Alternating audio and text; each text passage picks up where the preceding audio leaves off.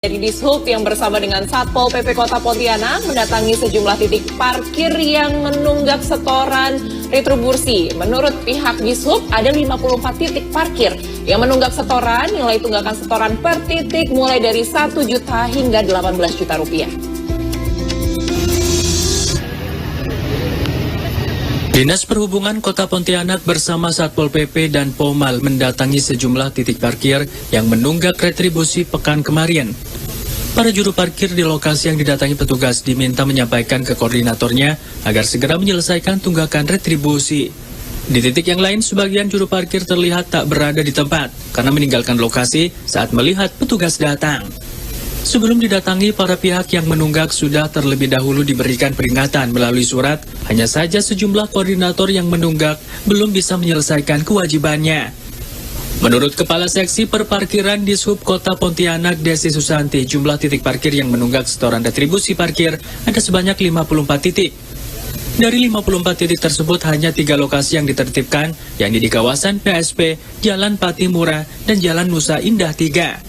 Nilai tunggakan setoran per titik parkir bervariasi mulai dari 1 juta hingga 18 juta rupiah. Mereka yang menunggak juga terdaftar di Dishub Kota Pontianak dan sudah mengantongi surat perjanjian kerjasama. Ini kan karena banyak sekali penghujung tahun, banyak yang masih nunggak. Jadi kami yang kira-kira yang sudah kami kirim surat 1, 2, 3 berkali-kali, makanya hari ini kami coba turunlah persuasif. Jadi kita mengingatkan kepada jukir yang ada, karena koordinator atau tidak ada hari ini.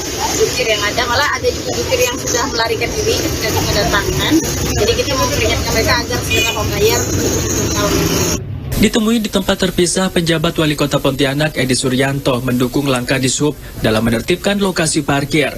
Hal ini dalam rangka menegakkan peraturan daerah, terutama berkaitan dengan retribusi daerah. Jadi namanya semua retribusi ataupun pajak itu kan ada 2 ya fungsinya ya. Satu adalah pengendalian dan ketertiban. Terus yang kedua adalah pendapatan daerah.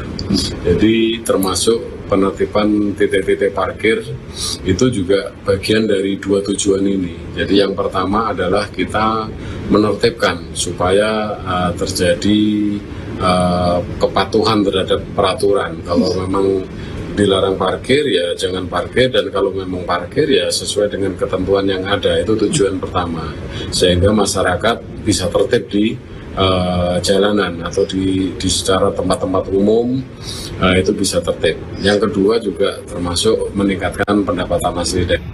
Retribusi maupun pajak parkir memiliki fungsi, yakni pengendalian dan ketertiban, serta pendapatan daerah. Karena itu tindakan penertiban terhadap pengelola parkir yang mengabaikan kewajibannya untuk menyetor retribusi dinilai perlu.